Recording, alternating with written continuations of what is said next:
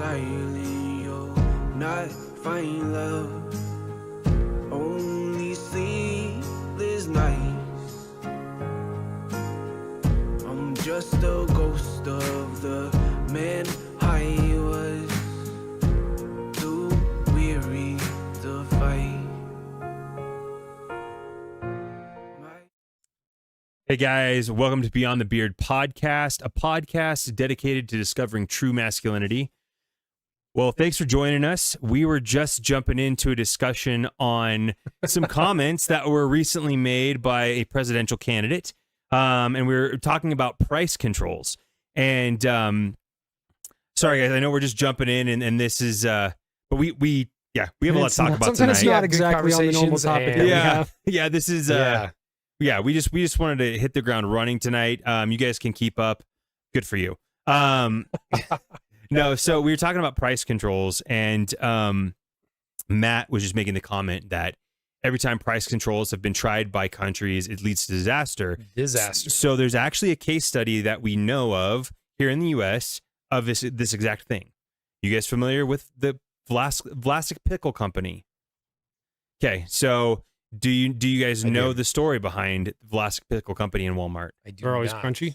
Huh? Nothing. Never mind. Go Okay. ahead. So Vlasic Pickle Company gets into contract with Walmart, and they agree to sell these 5-gallon jugs of pickles for a certain price to Walmart. Costco size. Yeah, Costco size. Yeah, like Sweet. just I'm massive. down with it. Yeah, You had me at pickles and Costco size. Oh yeah, me too. We're good, man. Me too. I love it. I'm good. So they had them contractually obligated to sell this jar of pickles for this certain price. Well, demand shot through the roof because Pickles are amazing. well, they are amazing. Yes, I they don't are. disagree, especially large ones. That doesn't sound good. Yeah. I'm not going to go back into it. Mostly in a jar, okay, Mike? I like them in a jar, pickled. Is this helping? No. No, it is not. Okay. Oh Anyway, my gosh, back on that's point. Amazing. So anyway, That's gonna be a clip. it's wonderful. So Vlasic all of a sudden is selling just tons of these jars of pickles. Well, the problem is they're not making any money on these jars of pickles, right? And so they go to Walmart and say, "Hey, Walmart, we actually can't keep up with this because we're actually losing money with all this stuff." Yep. And Walmart said, "That sucks for you. You're contractually obligated to sell it at this price." And essentially this led to a bankruptcy for Vlasic Pickles. So Interesting. price control, guys, does not work. Yeah. It is not beneficial. I mean, I think the problem is you have these people that think that, again, like Kroger is rolling in the dough. And it's like, well, Sure. not on their groceries. They have a 1 to 2 profit margin, right? 1 to 2%. And so when you start saying, well, you can't raise prices, well, I'm sorry, the prices of those foods and stuff is going up because of inflation, right? Yep. Government prints money like crazy. Yep. All of a sudden, I mean, everything is going to go up because you have more money to spend. Yep. People are going to charge you more. And now you have the prices of everything you're trying to sell are going up, right? Yeah. But you're not allowed to actually make back what you're selling. Exactly. So all of a sudden you just stop selling that stuff, and or you go bankrupt, and then you're going to see, and of course the worst hit areas are going to be the poorest areas, of course. which is going to make life even worse. Yep. But again, then the people they vote for are going to come to them and say, well, it's the greedy corporations that are a problem. You're like, Yep.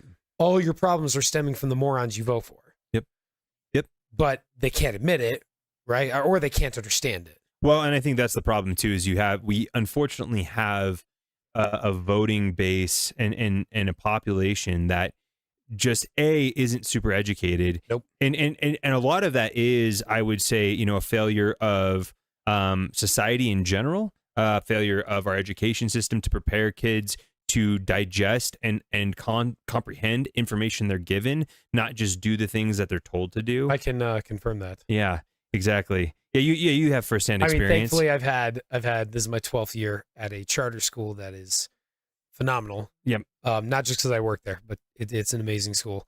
And I mean, I just remember being in Greeley when I was teaching at a public school there, and just being like, I'd have kids who, I mean, literally straight Fs moving straight on to the next grade. Yep. And it was You mean just that like, doesn't lead to success? or just grade inflation, where administration comes to you and says, no, that kid has to have a D. And it's like, well, they won't do anything. Nope, they have to have a D. And it's like, what? So a D became an F. No, F became a D. Sure. Okay. They all Because passed. They pretty much. all passed, right? Like, I mean, it doesn't even matter. Sure. I mean, I remember I love talking to alumni who go off into the world and come back to our school. Yeah. And we're a pretty high performing school, pretty rigorous, and not as bad as when we went there. It's Sure. definitely not as hard as when we went there, but it's not easy. Let's put it Yeah. that way. Yep. And I talk to these kids, and they'll be like, "I cannot believe how many stupid people there are in this world. Like, I cannot believe how many people I run into in a college class." And I'm like, "How did you make it here? Like, I don't understand." Yeah. And it's like, then you realize, oh, it's most people. Well, Because education is no longer built to teach kids how to learn for themselves Yep. and how to develop virtue. Yep. It's literally just parents coming in, yelling at the teachers and telling them to give my kid an A. sure. Or it's Sure. a teacher coming in, giving their opinions, and then giving anyone an A who will repeat or regurgitate whatever they Yep. gave them. Yep. Right. So, Yeah. And I mean, that's why when people say, oh, we're gonna cap prices, right? That sounds like a great sounds idea. great. It sounds great. Hey, I love the idea of not paying us more than a certain amount for whatever. However, that's just not how economics works. Nope. Right? Nope. A company needs to make money in order to function. And so, I mean, the only company that doesn't is the US government, right? Like they are the only and they are a company. They are. They're a They're- monopoly. That's what they are. They're an institution. But you're going to get that money back somewhere, right? Yeah. And it's never going to be at the benefit for the customer. Nope. It's always going to be at their detriment. And so, Yeah. anyway, just stupid ideas. It is, and it's so dumb that even CNN comes out and says, "Wow, this is a Yeah. dumb idea." Yeah, Washington Post too. Like, I don't think I've ever heard the Washington Post or CNN say anything negative about a Democrat. So that's like, literally, I'm like, good Lord, Yeah. how stupid is this idea? Oh, very It's- stupid. It's bad. But yeah. I mean, it's the problem is you can't screw with the market. Yeah. It's like a child going into a machine they don't understand, breaking it, and then wondering why it's not working. Yeah. And then so they break it some more. And that's what I feel like our government continuously does because they think they can control it. Yep. And you can't. That's what makes the free market so amazing, is because it's meant to naturally meet needs. But again, this brings us to the very foundational problem with the idea of socialism and communism. And it's, again, when I say the word communism, what other word comes to mind? Communism. What else comes to mind? Socialism. Okay. Think of another word that sounds like communism. Communal. Communal. Community. That's the word I'm looking for. Because whenever you talk to somebody who's about communism, it's all about community, right? But the problem is, That's the words they use. That's not what they mean. exactly, because Yeah. communities are natural. Yep. They're organic. They grow out of like-minded people coming together with the desire to be together, right? Sure. But you can't hold a gun to somebody's head and say, like those people. I mean, you can. I mean, you can, but it doesn't. And they may do what you want them to do, but that's not a community, Yeah. right? Yeah. And that's the entire issue with communism. The entire foundational issue is you can't force people to like each other. And again, the moment you start saying from each according to their ability and to each according to their need, all you're saying is, okay, well, Tim, you're capable, so we're going to take way more from you. Yep. And then Mike, you're not very capable. No offense. Just kidding. But you were just my example. I could use myself. Sorry. Ouch. But let's just say Mike's not very capable. I already feel and bad so- enough being behind the camera all the time. Now I'm like, golly. Okay. You know, if you could switch the camera better, people could see your face. Yeah, but, then you yes. would be in front of the every camera. time I forget. But yeah, so we give, we take from Mike very little, but again, you both get back the same amount. Yeah. And I do this with my students, and I'm so excited to do this year, except for the fact that my own daughter's in my classes, so she knows my stories. But I come in one day when they turn in an assignment, and I say, okay, due to some struggles in here, guys, we're going to average our grades together, and everyone's going to get the same grade.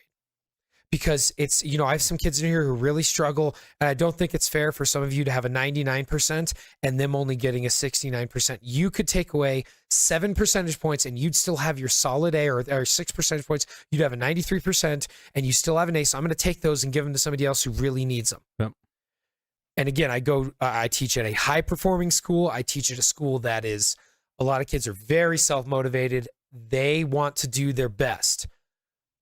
And I'm telling you, I've never seen, when I do this, I've never seen like these sweet, kind kids turn on me so fast, where all of a sudden it's pure anger. Like, what? You can't do that. I earned that. They didn't earn it. Yeah.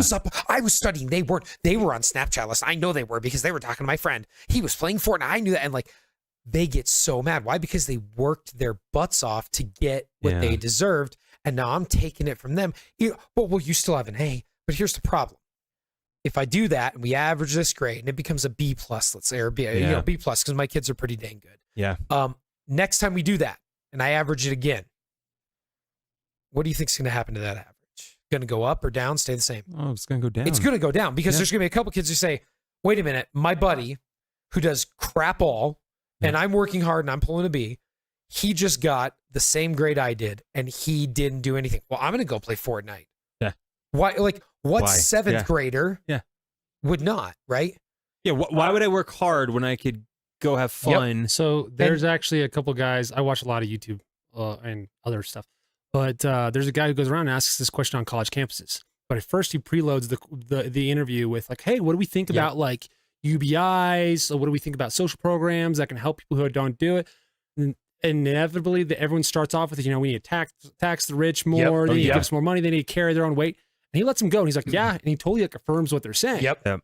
He's like, all right, so now I've got a question then. If here on campus, what is your major? And they talk about their major. And he kind of detaches them a little bit for just a few seconds so they can start talking about themselves. And then he's like, okay, would you be willing to give up some of your grade points for people in the person in your class who's at the bottom of the rung? What? Yeah, can you give them like 50% of your grade? You'll have like a D, you'll pass, but then it'll bring them up to a passing grade or an A. And immediately like, no. He's like, why not? And the first answer from almost everybody is, I worked for it. Yeah. Yep. And so then immediately flips it. He's like, well, didn't the rich people work for their money? And their immediate answer is no. Yeah. So there's this disassociation between work and money in people's minds, which blows me away because it's like, where do you get money from? They believe this idea work. that if you are the manager, you don't do anything. Which again, it's some like managers don't. Well, let's be real. Okay, that's fair. I understand there are bad managers, but they get weeded out though. I will tell you, like, yes, they may be winning right this second. This actually happened recently with a company that I used to work for. The person that they brought in to replace me. I left. That sounds like okay. Yeah, I left of my own accord. They did not have to walk me out. We all say that, Tim. All the inmates in jail are. Did they ask you to leave? It was a mutual separation. Yeah. No, we just had a difference of opinions. No, so I left this company, and the person that they brought in to replace me, they were a high level executive at another company prior to them getting hired on with this company. Mm-hmm. And I maintained some contacts at that company, and they would tell me how terrible this manager was, like absolutely horrible this manager was, and how not engaged, how didn't do anything. They would go home early, all this stuff. Well, they didn't even make it a year. They were walked out and fired. And so, yes, are there managers and people that don't work? Of course. Mm-hmm. Are there employees and the very entry level that don't work? Absolutely. Right? Like, so there are people in all levels who don't work. However, I will say the higher up you go, the harder it is to not do that. And the more quickly you will get weeded out. For the most part. Plus, there is a different perception. Like when you're on lower rungs, depending on what you are. Yeah. And this isn't the same in every organization, but the work you're doing could look very different, and and people like to misconstrue effort with value. Yes. Companies pay you for the value you bring. Yep. Matt, if you spend 20 minutes prepping a show for us, right? Yep. And it only takes you 20 minutes. If I try to prep that same show and it takes me 4 hours, I could be bringing a lesser value than you and spend 5 or 6 times, I can't do the math, a lot more time. Yep. So the work to value ratio isn't equal between the two of us, and people misconstrue that a lot. So they look at, like Tim's saying, the managers or the higher ups, because their job is, sometimes it's a lot more cerebral, or it takes on a lot more risk. Like if you make the bad choice as a manager, your entire department might lose some positions, or you might lose your job immediately. I do get just to try to see the other side of the argument. The horrible managers who then get a golden parachute after running their And there's a lot of Sure, them. yeah, it does happen. That's what I think those people talk about, right? Sure. But they forget that there's varying levels of management, right? Yep. There's and again, like you said, man, I've seen bad bosses. I've had them. Yeah. I've had very few, to be honest. I've had some pretty good bosses, but Sure. again, it does come back to that idea of like communism. Would I rather have, a boss, okay, at my Best Buy or whatever, who's beholden to corporate, Yep. and then they're beholden to their shareholders. Okay, so we have these rungs of importance and accountability. Or do I want that store to be owned by me and all the other employees? Because I can tell you right now, good frickin' Lord, no. Sure. Like, I'm sorry, any of you have ever worked retail? Do you really want the guys like us who were like, I worked for the Geek Squad. Yep. I'm sorry. We had good bosses there. I had some really good managers there who managed the whole store. They were great. Yeah. But I'm sorry, I don't want my fellow employees in charge. We had multiple employees fired because they stole stuff from the store. Yeah, I mean, do you really want those people making and decisions? honestly, like, I don't necessarily want and no offense, but like most 18-year-olds, 16-year-olds don't exactly make the best strategic choices just in their own life, in their own sphere of influence, let alone for a company. So and that's not to say that all people working retail are like that, but a good chunk of like that was one of my first jobs. I spent a lot of years working in retail, and I will tell you, most of the people, including myself at the time, I would not have trusted to run a company. Nope, I would never trust myself. Most of the stuff we are talking about, we're talking about like the middle section of the bell curve, right? We're not talking about like these outliers of people who are like, yes, there are definitely examples of like 18-year-olds who are starting their own companies that are amazing. But I'm sorry, that's why they're so amazing, is Yeah. because they're 18-years and actually know what they're doing. They're on the tail. And I love that you brought that up because again, the outliers, like even the outliers of management, there are bad managers and there are incredible managers and CEOs who are horrible and CEOs who are amazing. Yep. And I'm sorry, like most of them are somewhere in the middle, right? Like, but we pick these extreme examples, so we try to pretend that's the norm. Because they're the easiest to see, though. Like, right? Like they're the ones that stick out to us, right? Like, what's that? Yeah. EA? Yeah. Literally. Oh my gosh. Yeah. I'm still upset with what they did to Battlefield. One thing I think that is with all this is important when people realize, like you were talking about the free market, right? Mm-hmm. When you do price fixing, you're removing the mechanism to allow the free market to be the thing that dictates prices. Yep. The way that works in a free market is it's decentralized. There's not a centralized unit that has the authority to choose the pricing. It's everybody. If the consumer stops paying for something or a widget at X price, the price changes. Yep, of course. Or it goes away entirely, right?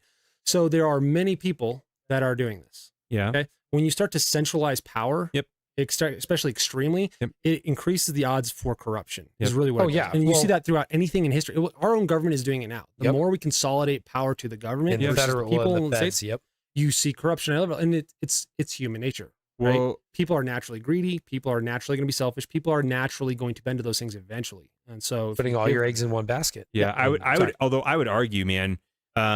We don't have a free market anymore. We probably haven't had a free market for 20 plus years. I would agree with that. Because At least not a real free market. Not a real, no, because, and again, like when and what you said just a minute ago of centralization of power, what we have now is essentially hubs of power. Yes. Mm-hmm. Like we do not, it's not one easy thing to see, but you think of like Alphabet, you think of Amazon, Facebook. Yeah, exactly. These companies that have more than the GDP of most small countries. Exactly. I mean, if you think about like an example that people like to bring up that has to do something like this in America, a lot of people think we have a private healthcare system. We don't. No. They all argue for a We have a universal third-party payer system. Yeah. Which is essentially taking the worst part of a universal and the worst part of a private and mixing them all up, and then we don't get the benefits either.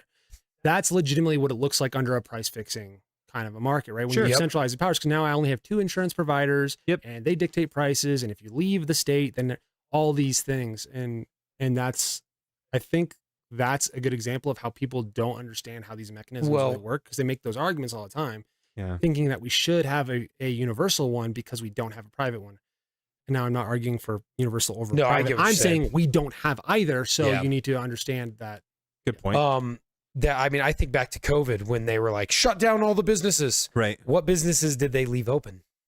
The ones that they all the biggest ones, the ones who were donating the money. Like let's face it, if we went in there and looked at who donated to who, Amazon's paying people. I mean, Sure. Walmart's Absolutely. paying people. And so we closed down all these mom and pop shops, Yep. these little stores, Yep. and then we let the big ones stay open because they're essential. But who gets to decide who's essential? Oh, these people, The these people in bureaucrats power. we put in charge who are being paid, right? Like, I mean, let's face it. It should be called bribing. It's called lobbying, Yeah, it is. right? Wait, And that's a bad thing. I will thought- point out though, like, now not saying everything that happened is bad because like the wealth that was transferred to some of these companies is insane during that time. Absolutely But I do want to point out, I don't necessarily blame companies or even large companies. I'm like, No. if they are providing No. value, they're also providing jobs. I'm sorry, right? I blame the I'm people in the employed by a government. company. Yes, That's exactly. who I blame. So I blame the individual. Yeah. I'm really tired of people blaming groups. I feel like that is, I'm so tired of that. We, somebody does something terrible, and we blame society, we blame his parents, we blame this and that Yeah. and the other thing, and it's like, yeah, you can lay out all those things and say, okay, yeah, that was bad. His parents were bad. His environment is bad. Whatever it was. Yep. But the fact is, there's tons of other people also with all of those same detriments. Yep. None of them pulled a gun out and went and shot up school. wow, we took a turn there. Sorry. Well, no, I'm just thinking like we don't like our culture is not one of accepting individual responsibility. We like to put it on entire groups, all white people, we play all teams. males. It's us versus them. It's Yeah, like, yeah. Interesting. and it's so frustrating because it's like Huh. and it comes down to it even in the economy, right? Yeah. It's not my fault that I screwed up and took out $160,000 in student loans, and now Yep. I want you to pay it back, even though you paid off your student loans, Yep. or you went off and didn't go to college and are going to get paid less than me, but Yep. I'm still going to take your tax money and pay myself with it. I Yep. mean, not to force this back into what we normally talk about, but Sure. I mean, we've already hit on a bunch of things, right? Like, I don't have my camera up. Where's mine? There you go. Like, a lot of this happens like a lack of personal responsibility, a lack of fortitude and strength and honesty. Like, a lot of things that we've talked about, like what are traits of masculinity. I'm like, I think, Sure. and granted, there are some traits of men where we want to conquer and be greedy and do things, right? Sure. Yeah. But if you don't have good men stepping up and saying, no, we can't do that in positions of power, if Yeah. we've only let weak men who are going to let themselves be bribed and lobbied and take Mhm. advantage of these situations, Mm. I'm like, you're seeing the result of weak men in charge. Yes. And Good I'm not points. You calling are. anybody out in particular. I'm not even attacking anybody. I'm saying society in general has fostered weak men. I would even Yeah. argue that I am definitely part of that crowd a lot. But what we're seeing now with these arguments for economy, with society blaming everybody on making teams, it is definitely the result of weak men being in charge, right? Mhm. We're Sure. seeing those weaknesses come out and affect everybody else. So you can see how weak men affects the community. Like Matt always likes to bring up, he sees it in the hallways, right? Right. Yeah. We're seeing it in society now. Yep. When you have weak men at the helm, Yep. the ship goes astray. Yeah, yeah. And I love that you brought that back into masculinity, because I do think that idea of accepting responsibility is a huge part of masculinity. Sure. There's a lot of men that don't want to accept responsibility, right? Yep. And I think that's a big part of being a man, is being willing to accept responsibility. Honestly, I think that's one of the big first steps. Yeah. And I think I think it's cool that you brought that up, because I immediately look at my son, who, I mean, this summer really started taking responsibility for Yeah. himself. He's not perfect. He's only 10. The fact Yeah. is, seeing him starting to take that step. Also, I saw him taking steps in other areas too, but Sure. it started with the responsibility aspect, and I think that's really interesting. Okay, so that kind of brings up a question I kind of wanted to ask. So we just said that, like, what we're dealing with is, in part, a lack of men taking responsibility, Yeah. right? And I don't disagree with that point at all. I do think that I think that there is a way that men lead, right? That society needs. Having a conversation yesterday with a buddy, and he basically brought up the idea of, well, it's not necessarily that things are masculine or feminine, but that they are human, and they are expressed differently for men and women. And I wanted to get your guys' thoughts on that, because when we're talking about responsibility, right, we almost, I don't want people to think that, like, there's this, like, oh, well, men are supposed to take responsibility and women aren't. shouldn't. Yeah, yeah. Right, because Yeah. we almost just said that, Yeah. sort of. I think We're not saying that these are characteristics that are solely belong or Yeah. attributed Yes, to men. yeah. We are So- saying that these are important for men, not, and but we're also not saying that they're not important for women. Yeah. Correct? Well, and Yeah. yes, exactly. So my question is then, like, what does it look like? Let's just take responsibility for example. What does a responsibility for men look like that's different than what responsibility for women looks like? I mean, we know that they're responsible for the kitchen. Like that's a given. Dude, I like my kitchen. All right. I'm just kidding. Mostly. I like cooking. Mostly. What? So I like cooking. Actually, that's the funny thing is in our house, the stereotypical like Yeah. roles. Yeah. I like being in the kitchen, and Tiffany would rather wrench on a car. I got her socket wrenches for a Mother's Day, and pretty awesome. I think I got That's mixing awesome. bowls for it's what we like. Sure. It's- Yeah. And that's but it is weird. That's part of the discussion though. I think I think where we get tripped up is we go, oh, this is men, this is women. Men have these things, women have these things. There's not a lot of crossover. Yeah. And I think it's very disingenuous because without a healthy understanding of how people interact with their humanity, Yeah. I think we really, and what my buddy said was we basically look at caricatures of people and of concepts. And it's like, That was a man, great that's conversation. what's it? Yeah. And so I don't know, I guess, what are your guys' thoughts? Because as we're exploring masculinity, right? It's easy to be like, oh, men are supposed to lead, men are supposed to protect, men are supposed to do these Yeah. things, right? But then it's like, well, but women can lead, women can protect, women can do these things. But I think it comes down to expectations. okay. Like what I expect from someone, right? Okay. Like, I'm sorry, I don't expect my wife to protect our family. Sure. The expectation should be that I'm doing that. Well, but what And do you mean by bigger- protect your family? Okay, so anytime there's danger, right? Okay. We hear a noise in the house right at night. Sure. And I wake up. I don't send my wife to check it out. Sure. I go and check it out. Sure.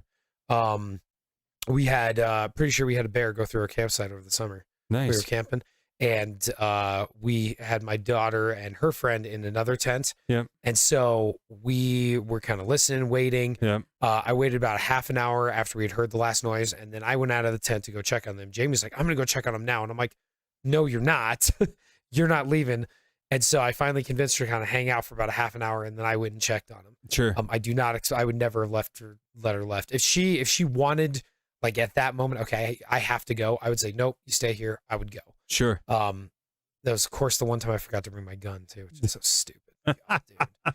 We packed up. We had just gotten back from our like 14-day drive through like half the U.S., and then we had like literally a day and a half or 2 days before we were going on this camping trip. Sure. So we were just packing like crazy. I totally forgot to pack my gun. I was so Sure. mad. I was like, "Are you kidding me?" Like the Sure. one time I had a flashlight that was really bright. That was all I had. I was like, "Well, I'm just gonna have to box a grizzly bear." No, Yeah. just kidding. I bet you it was like a little black bear. It might have been a raccoon, but I'm pretty sure it was a bear. That thing was big, man. It might have been a This squirrel. is like fish story. It's like It fish knocked stories, over- right? See, Like it you say starts that, off like go talk to Jamie and go talk. Yeah.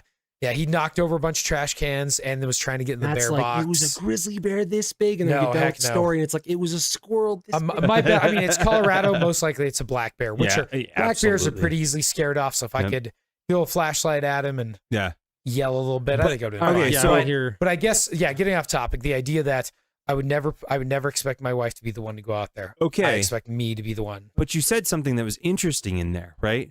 Jamie jumped up and immediately wanted to She run wanted over to, there. yeah, she wanted to go out Right. like the moment it was Yeah, quiet. and so that's interesting because that is also a protection, It is. right? And so I mean, yeah, so I guess it really comes down to like I think expectation is absolutely a part of it, right? Yeah.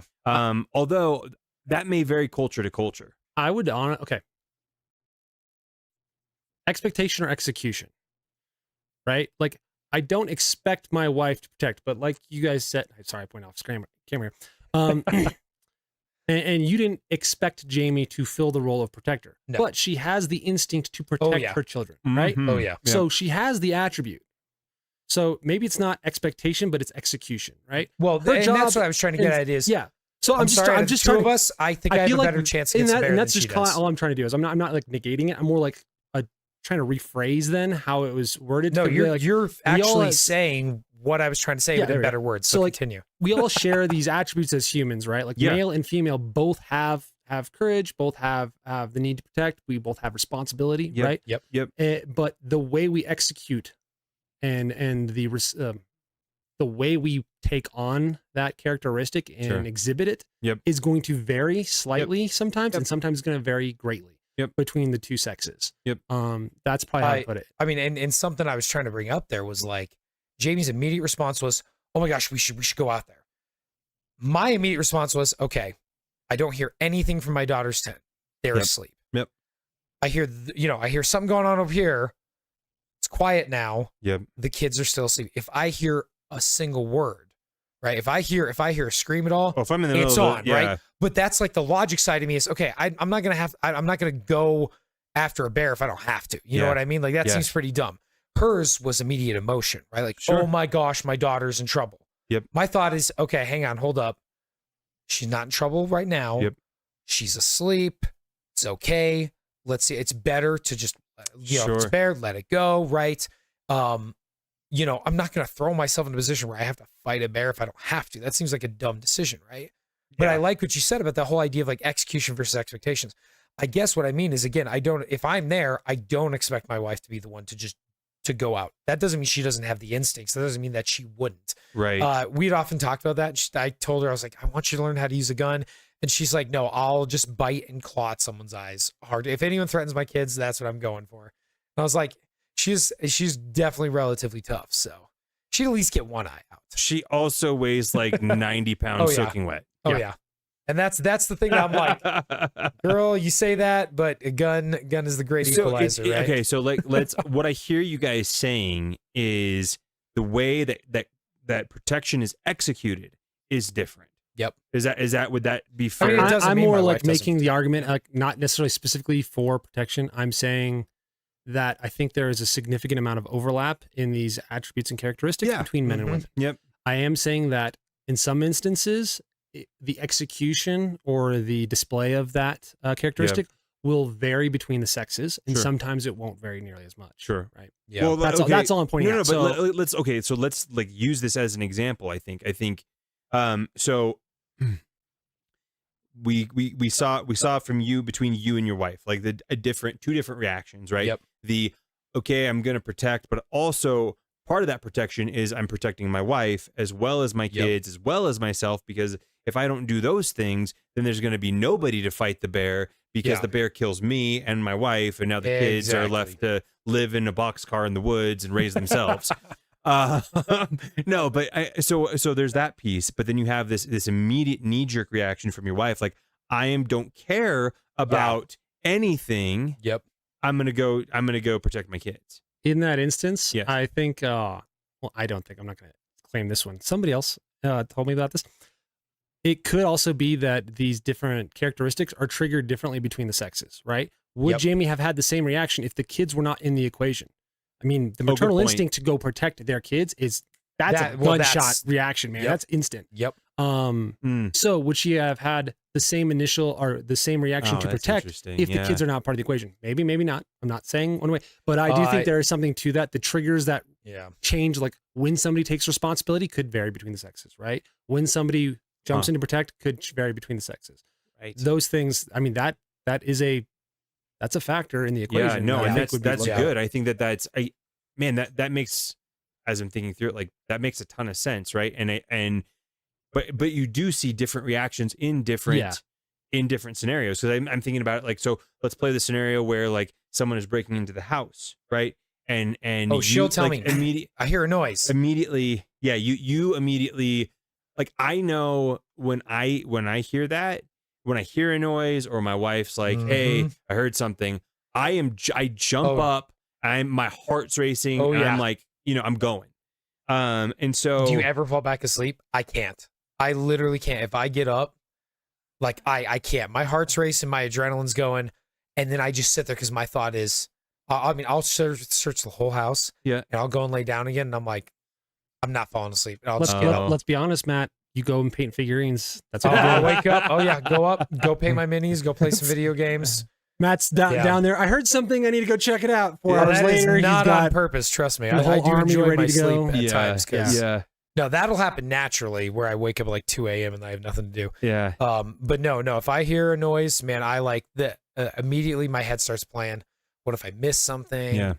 what if it was someone trying to get in? They're going to come back. And so my initial response is I open up my safe. I don't pull out my gun yet, but I make sure it's ready. And then I'll grab my baseball bat and I'll just start taking a look around. I mean, I immediately get my... You're very optimistic. I get my strong words and pointy stick ready because, you know... Your strong words. Yeah. I mean, what else do you need to fend off an intruder or a group of intruders? I don't... a gun seems like overkill to me. Yeah. Why do you need a gun? This seems excessive. That seems... I mean, who needs a gun? I just need harsh language. No, especially... I need multiple guns. I need to go buy a shotgun, to be honest. Wow. That's the next thing I need. But yeah, I do think that's interesting to think about how the triggers, because you are right. I think the natural male instinct is we react as like a readiness response. We don't react as this, is everything okay? Should I be worried about this? It's no, something went off. We're just prepping ready. Yeah, sure. But I definitely thought it was interesting when they're like in that tent and I'm like, okay, I'm immediately running through scenarios. To me, I'm just trying to assess it. And I'm saying, okay, if there's a bear out there, obviously I don't want to be taken on a bear unless I really have to. So I'm just sitting there listening as best I can for anything. And Jamie's thinking, oh my gosh, Ellie's probably terrified. And I'm like, I don't hear a single thing. Do you know your daughter and do you know her friends? Right. If they are up, we will hear them. Right. In fact, the next campsite over, we'll hear them. Right. It was a pretty good distance. So, right. I'm sitting there thinking, okay, that's my assessment immediately is, all right, everything's okay. There's also 3 other tents there. Yep. We had a dog named Fife, who's a big German Shepherd, and he was in my niece's tent with her and her family. And so I'm sitting there thinking, okay, if Fife starts going crazy, we know something's up. Yep. So we could hear other people. Yep. So I know, I'm like, worst comes to worst, if I hear any noise from somebody's tent, that is any sort of distress. I have that zipper open and I'm out and I'm throwing my flashlight at the thing and I'm going to try to Spartan kick it or something. I don't know. Whatever I can do to get this thing away from me, your family. But that's why I'm assessing it. Jamie's immediately like, oh my gosh, my kids are in trouble. And I'm like, no, they're not. Yeah. It's okay. It was interesting though, like you said, that maternal instinct kicks in of like, I will protect my kids no matter what, even if the bear eats me. Yeah. And me, I'm like, I'll throw myself in this situation, but I'm assessing it immediately with almost like a bit of logic to it. Like, okay, I don't hear anything yet. I'm ready for it in case I hear anything.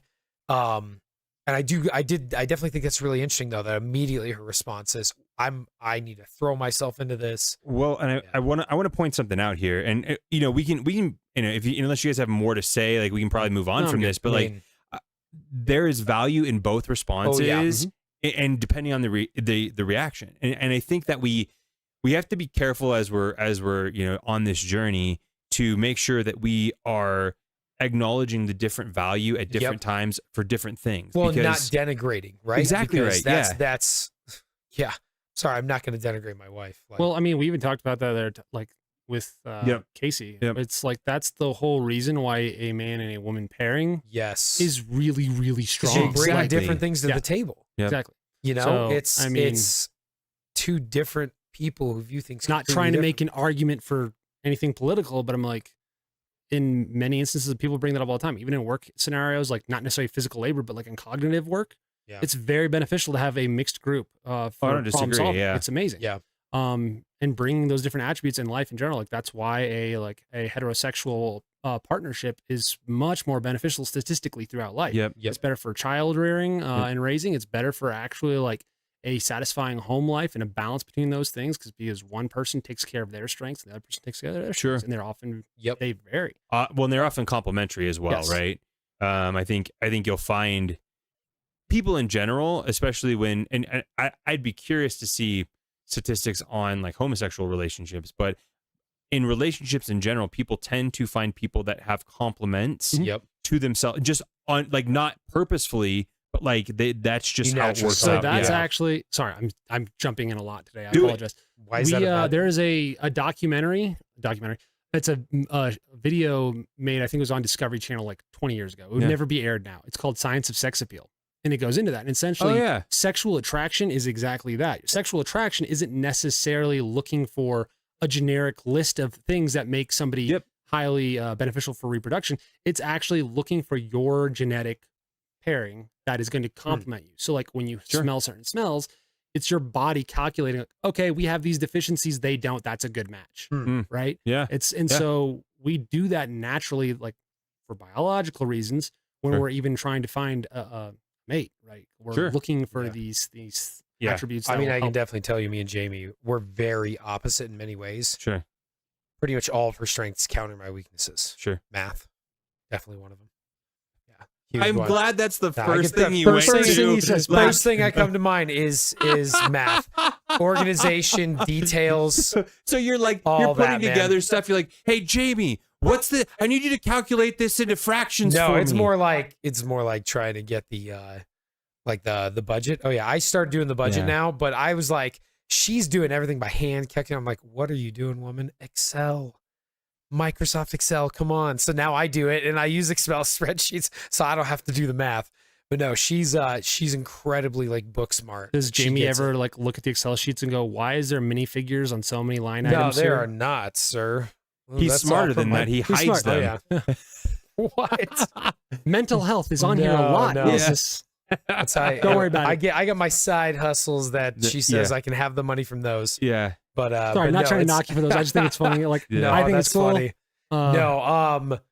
No, it is interesting though how much our personality is very much different. But her detail orientedness, she's so detail oriented. Mhm. And me, I'm like, hey, that looks good. She's like, no, it's not. We're Like, gonna Matt, check that's a it stick again. figure. We can try again. Yeah, no, it's more like when we're building something. Yeah. Or when I'm building a deck or something like that. I have her or her dad there because they are both detail oriented. Yeah. And I need someone to be like, Matt, like don't cut the corner, do it the right way, kind of thing. You know what I Yeah. mean? Yeah. And because I'll just forget about the details. I'll Sure. jump because I see the big picture, but I don't see those little details. And so Yeah. then I'll like halfway through, I'm like, oh shoot, I forgot to do that. You know what Yeah. I mean? Yeah. And so, but she's rubbed off on me quite a bit. I've actually learned a lot from her and her dad to just kind of like pay attention to the details. I'm definitely not remotely good at it, but Yeah. it is kind of interesting seeing those differences. So speaking of differences, if you guys don't mind, I wanted to, so for the audience, we've been working on this show for a little while and for a few months now.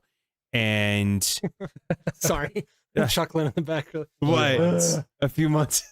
I mean, it's probably more than a few months, We're but gonna look at these and be like, yeah, it looks like you've been at it a week. When, And I'm yeah, like, yeah, it'll dude, be, yeah. when it'll be a year, is it? I'm not good Is it at like this. a oh no, January we thing got or we got a something while like for a year. Let's not go there yet. that? Okay. good. But okay, so as we've been going about this year, there's stuff that's happened and come up that we haven't had a chance to react to because it just came up before we were ready to launch. And so, but something that came up and it has continued to actually come up periodically over the summer and you know, really even leading up into the Olympics, is a kicker for the Kansas City Chiefs comment, Harrison Butker, and his comment at Benedictine's College, their graduation ceremony. Yep.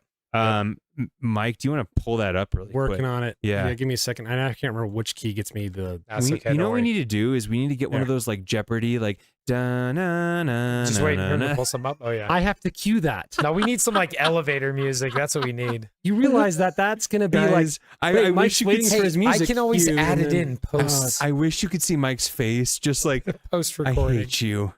I hate you so much. Actually, hold on. Close up. There. This is Mike's face. Dude, now we This need is to why make Mike's that face into is a never on meme. there. That's All the right. next thing. Okay. Yeah, no, if you want to pull that up. And this article, this is an older article.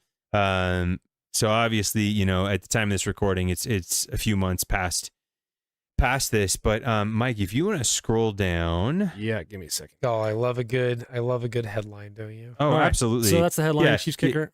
Yeah. Go And ahead. then where am I going here? Da-da-da-da. You could have read it. Maybe people who Is it this watched this one? couldn't read, Mike. That's really uninclusive of you. Well, you know, that's fine. This Mike, one that will I've you- highlighted. Yeah. All right. You can read it unless you Oh, can't. dude, that here, is I can okay. So read- Sorry. I can't. You're as a matter- giving me like a vision test Mike, here, okay, my so friend. something Can you gotta read know- the bottom line? I'm super blind, That's fair. and All while right. I can see that there is something up on the screen, and that those some things So- look like words, All right. I got cannot it. I got it. read I got it. those I just words. don't like my voice. So, okay. If anyone's watching this, you might be aware of some ancient history that this kicker made a comment during a speech that he was invited to be a speaker to. Or Can it you was a scroll up college just a graduation. little bit because I think it starts like the one line right before it. All right. So yeah, this is in a college graduation speech, right? Yeah, For a Benedictine College. Yep, their All right, commencement so- ceremony. And he says, "I think it is you, the women who have had the most diabolical lies told to you. And he says, some of you may go on to lead successful careers in the world, but I'd venture to guess that a majority of you are most excited about your marriage and the children you'll bring into this world. I can tell you that my beautiful wife, Isabel, would be the first to say that her life truly started when she started living her vocation as a wife and as a mother. And this created quite an uproar. What? No, with our media, they were very accepting and really enjoyed these comments. I don't know what you mean. So, I mean, They at were least tolerant. Very tolerant. from what I remember seeing on this, it was a lot of and like they tried to cancel him for this, and there's a lot of women and even a lot of men were coming out and be like, how dare you say that The a woman's male place, feminists. and saying that most of you should be in this thing. Now, granted, I have my views on what he said here. What are your views on what he said there, Mike? Well, okay.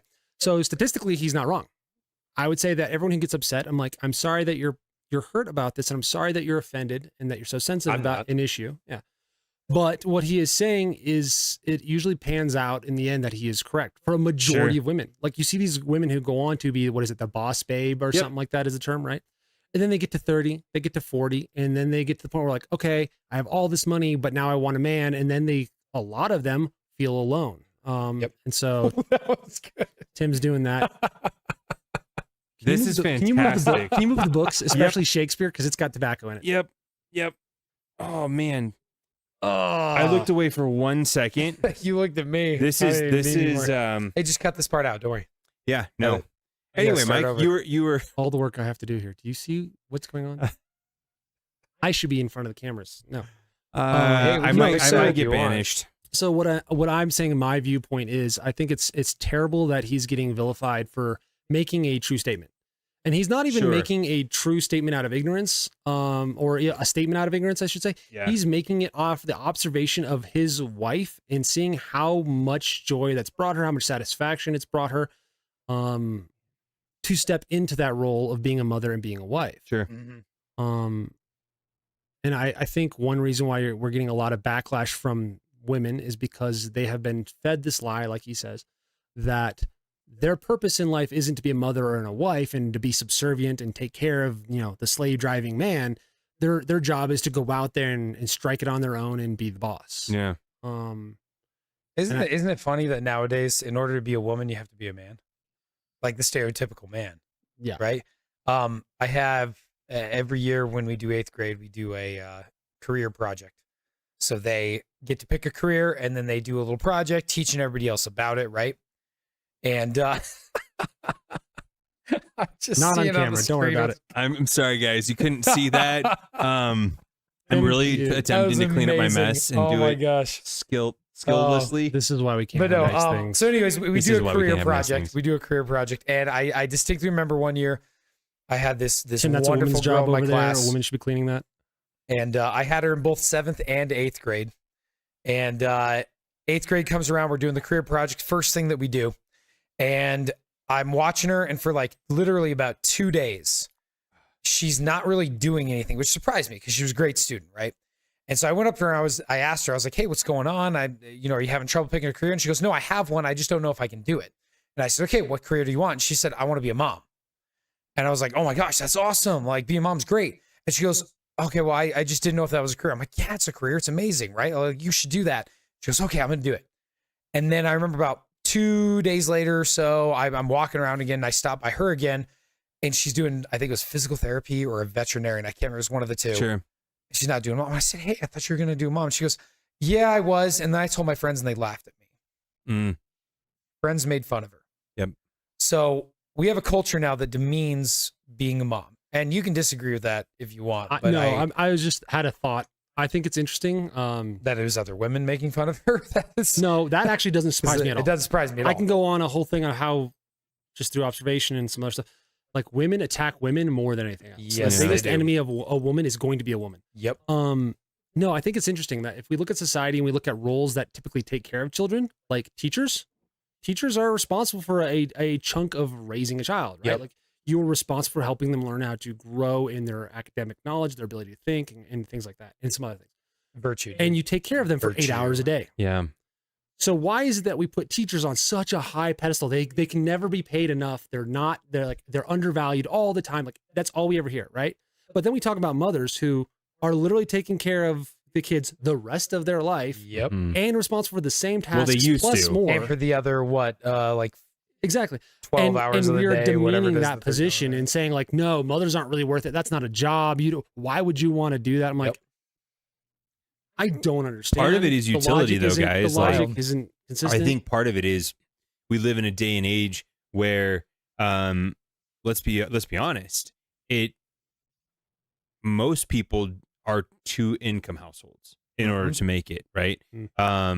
For them, and part of that I think is people aren't willing to sacrifice, right? I think that's part of the problem.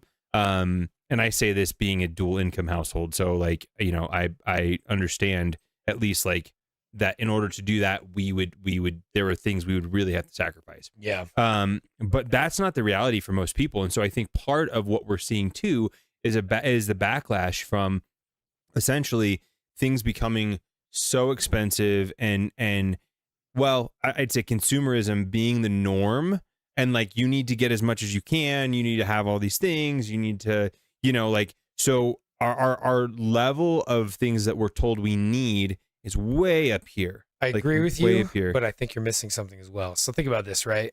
Before women were in the workforce, you have only men working. Sure. Whose income is being taxed? Men's. The men. All of a sudden, you start pushing women into the workforce, whose income's also being taxed. Oh now. yeah, sure. You get. So you have a government now that has complete motivation to not want women staying home with their kids. Number one, more tax money, right? Number two, who's raising the kids then? The government. The state. The state is raising the kids. You've now just abdicated your responsibility. Well, because you have to. And you have to, yeah. I mean, as a parent, but as the government, again, they want to force you into that scenario. Yeah. So now they can raise your kid. And again, you see this, I don't even want to call them public schools anymore because they're not public schools. There are good public schools, and then there are schools that are not public schools. Can we just call them state-sponsored schools? They are government schools. That's what they should be called because they are not public schools. A parent asks, have you seen the story about the lady who asked, I think it was in Rhode Island, she asked to see the kindergarten curriculum at her own school, her kid's own school, and they sent lawyers after her, sued her, all this stuff, the teachers union, because they didn't want her saying this stuff. She's still fighting court battles because they constantly sent all these lawsuits her way, harassment, all this stuff, using the courts because a parent dared to even ask a question. But again, I always tell my students this, if we pursue truth by asking questions and somebody doesn't want you asking questions, what do they not want you to get? Candy. The truth. Candy, that too. But I mean, I think it's so interesting though that again, you have a government literally advocating for more girls in STEM, more women in this. We don't have enough women in this. We got to push more in. And it's like, why though? If women don't want to go into that, why do you care? Yeah, because you look at societies where they've essentially they've never had a bar on it, and women and men naturally make that divide. Yep. Yeah. Yeah. It's like at statistically Yeah, we've significant seen amounts. it. Yeah. It's not like Yep. Well, it's like, I mean, I'm sorry, 95% of workplace deaths or 92% of workplace deaths are men. Why? Because I'm sorry, how many women are going to be in those roughneck, ridiculous? Well, that's it. Workplace deaths. That's it. I'll give you that. Part of that is us. But I don't think it's all of them. I mean, No, it's not. I'm sorry. I mean, I'm pretty sure "Hold My Beer" was coined by men. Yeah. I mean, I always tell my students, what's the difference between a junior high boy and a toddler? I don't know, and neither do you, right? Because toddlers, when they learn how to walk, what do? The first thing they do is go for the stairs, right? Like, thunk, thunk, thunk, thunk, right? I mean, it's truth, right? Junior high boys, the first thing they start doing is, can I jump off that? Not should I, it's can I. I've had two different 7th grade boys in 2 different years try to lick the outlets, okay? All right, we're going like, far I understand now. that, guys. Yeah, I understand that. But I guess my point is like that you do see the difference in job choice. Yeah. It's not society. I'm curious, Tim, you brought up the quote. Like that is the one that stood out to you. And like, it's been a while since that happened. Yep. So why, like, I want to hear your thoughts on that. If you brought it up, I'm assuming you have some thoughts on the issue. Yeah, no, I think, and I think let me back up. It has been interesting to watch the national reaction to, like, this seems like a very, like, I read it, like, when I first read the headline, I was okay, like, he probably said something that they are really taking as, and that could be conveyed as sexist, right? Because, look, let's face it, some people say some stuff and you're like, you probably shouldn't have said that, buddy. Like, you know, But so I'm like, okay, let's just see what this is, right? And I was genuinely shocked at how innocuous the comment was, and him just like simply pointing out that, hey, like, ladies, you have a biological ability to do something that guys can't do, and oh, by the way, that's going to bring you a lot of joy, right? Like, the fact that that's what he pointed out, and it wasn't like he was the other thing that they kind of, that the media has really tried to do is like skew it to say, oh, well, he's telling women that they shouldn't go and pursue like all these things, right? And so I just reading this and watching the fallout from it has been mind-numbing, but also fascinating to me, because it's like, now we are I mean, so at the ESPYs, which, do you know what the ESPYs are? Oh, yeah. Okay. Yeah. Okay. So Serena Williams and two other gals comments about him. were making comments about him. They're like, we want everybody here. We want everybody to enjoy and be included in sports, except for you, Harrison Butker. We don't need you. Well, let's be real. If they admit the theatrics that are going on, they're out of their paycheck, man. Like, oh, sure. Everybody in entertainment can be removed in a drop of a hat. Well, and they're if also if on they the don't toe the company line, they're going to get kicked out of the club, man. Like, it is what it is. Well, Yeah, look so at Dan Orlovsky made a comment. Protect our daughters when the Supreme Court ruled against the Title IX rewriting. Just literally yesterday, and immediately he had to take it down because ESPN said you don't get to post that. Yeah. I know it's wild. I guess I don't really have a ton of like novel thoughts that haven't been conveyed yet, but rather just watching it is almost like watching a train wreck. You know what I mean? Yeah. Like, you're like, I can't believe that the media is so worked up about something like this. Like, it just, there's not enough for us to like focus on. We need to think about this comment, number one. Number two, like, he's trying to build women up in this comment. He is not advocating for them to not pursue their jobs. He's pointing to a truth that the rest of society wants to ignore. And I guess that's my comment on it, is we are literally trying to ignore the very things that are like, no, the sun is not yellow, it is blue, because we don't want it to be yellow, because we need it to be blue. Right? Like, that's literally what we're doing here. So it's more of just, it's been a fascinating kind of like people watching, you know, you sit in a mall or something, like, you're like, oh my gosh, I can't believe you come out in public like that. You know, like, that's kind of how I'm like watching this, like, and it's continued to unfold. I mean, so this was made in May. It is now months later, and it's still like, this is still being talked about. Well, we're talking about it. Right. I mean, it really makes me think of, two things. Number one, the quote of "give them bread and circuses," right? Distract them. The other quote was from Solzhenitsyn. I can't remember the exact quote, but Alexander Solzhenitsyn survived Stalin's gulags, all that stuff. But he was talking about how, like, the lies in the Soviet government, how the lies had to be so pervasive. I don't think a show has done it. If you guys have ever seen the show Chernobyl. Oh, if you watch the show Chernobyl, so good. Unbelievable representation of the lies being told in the Soviet Union, right? Like, the idea that the official position in the Soviet Union was that a nuclear disaster was not possible. Literally, like, that is their political policy position. And it just, I hear that and I immediately think of the whole, well, of course men can get periods. Yeah. Like, it's literal, just complete nonsense. And it's like, again, how they enforced it, right? Yeah. But it's like, it's just complete nonsense. But you just tell the lie so often, you punish anyone who pursues truth or even questions, right? Continuously punish and get all of them out of the media. So the only echo chamber you hear is the affirmation of those beliefs. And when you have weak men who will back down to that, right? Weak dads who won't stand up to their crazy wives who tell them, our son's a girl.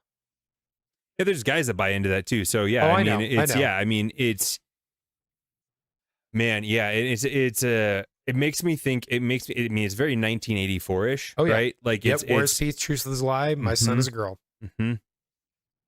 Yeah, and look, that's not to mock people who are struggling with, you know, mental disorders, right? That's not to mock people who are genuinely like struggling with things. See, and that's it's like the comment I made earlier. We're talking about the fat part of the bell curve here, right? There are outliers on either end. There are actual some medical conditions where people use it as like their standard of, well, this person was born with female genitalia, right, but they have an XY chromosome. Right. Okay, that's fine, but that's also 0.001% of the population. Do we really need to waste my breath on this right now? Let's talk about the bigger issue that we're actually the meat. Well, and even that, I mean, I'm sorry, I have an infinite amount of compassion for people who are struggling with that. Agreed. What I struggle with and the people I don't have as much compassion for are the allies. Sure. Right? Yeah. Like it reminds me of somebody who has a friend who drinks and then saying, I affirm your drinking. You're like, they're an alcoholic and you're drinking with them and pouring the beer. Like that's what it reminds me of. And maybe that's not the most perfect example, but that's immediately where my mind goes with this idea of like, oh, I'm an ally. I'm affirming them. And I'm like, no, you're not. You're encouraging a child to cut bits and pieces off themselves. That makes you a piece of crap. I want to okay.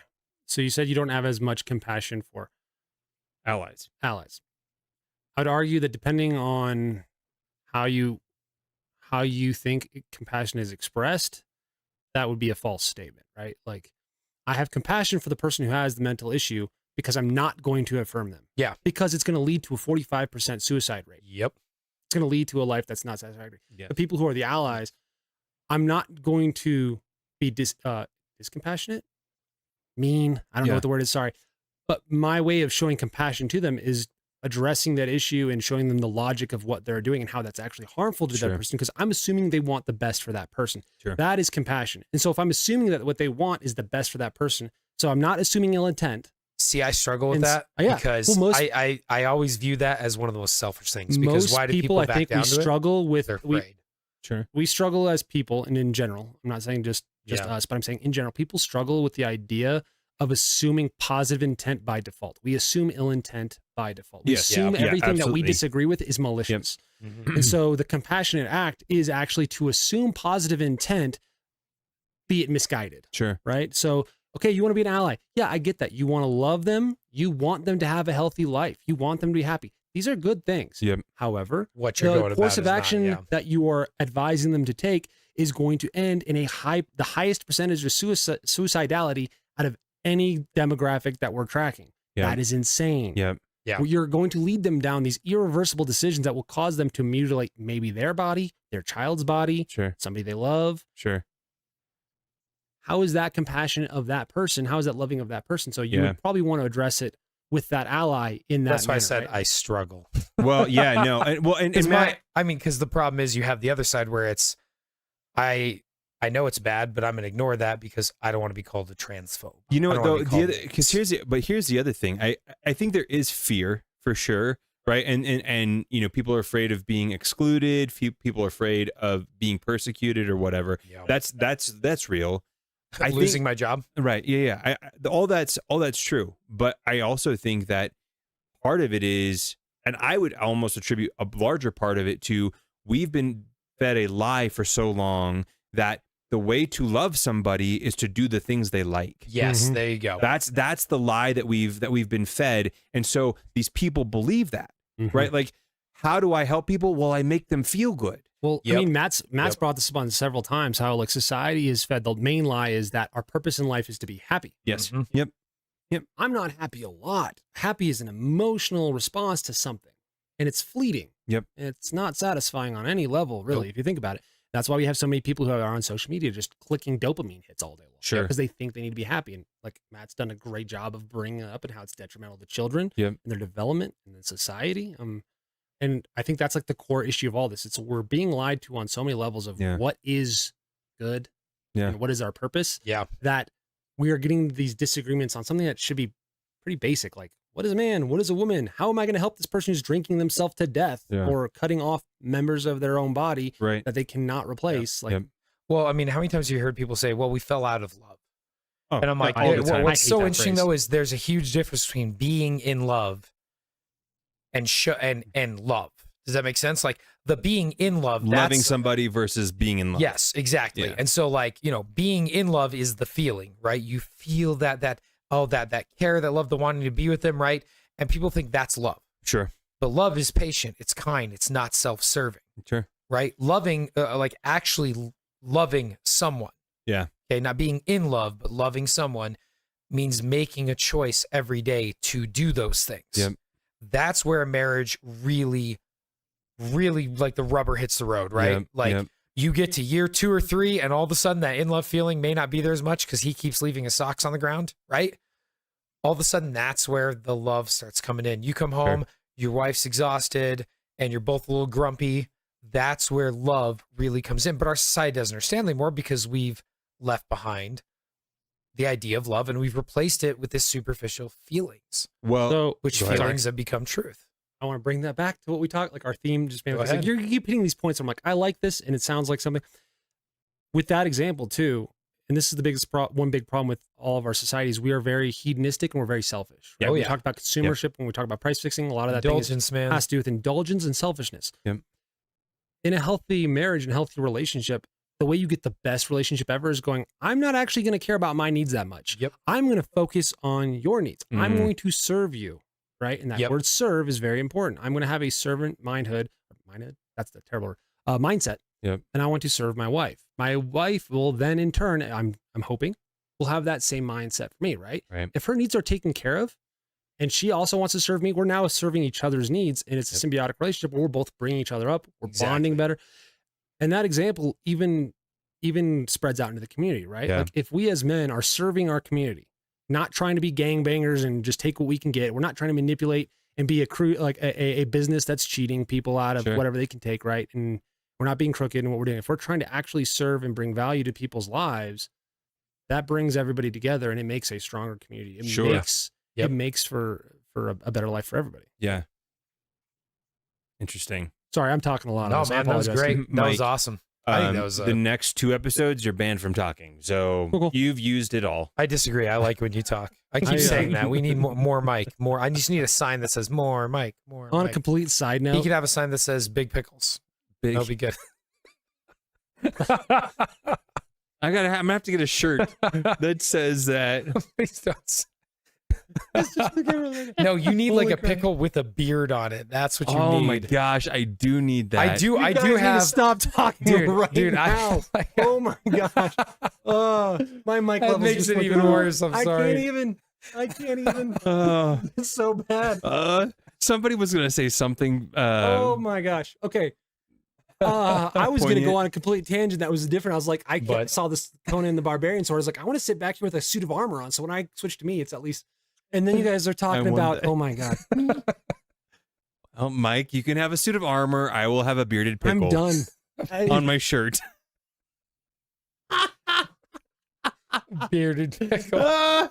Oh man. Listen, guys, we understand how Matt said all men are toddlers or whatever. Yeah. I'm telling you, man. All my junior hires, if any of them ever see this, they're gonna be like, wow. They're gonna laugh.